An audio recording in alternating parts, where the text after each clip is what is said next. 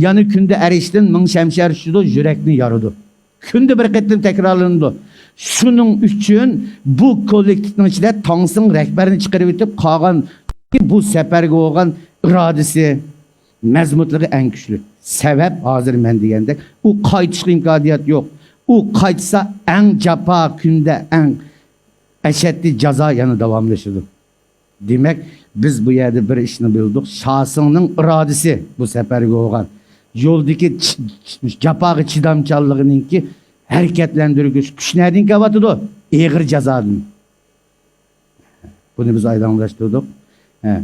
Hem de abay degende nurgun elemler şahsını nait sadda qaraydı. Emniyet şundak mı? Yok. Yankunda efendi, Yijungtian efendi degendekmiş memtimizge hazırki en aldın qatar turduğan şu profesörler şahsınga mındak baha verdi.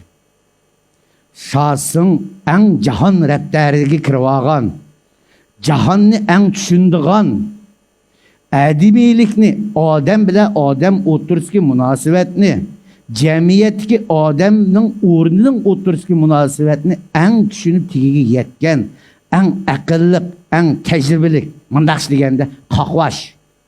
Birisi şu şahsın dedi. Bunun ki ispat ne oldu? Biz niye dikkat kıldık?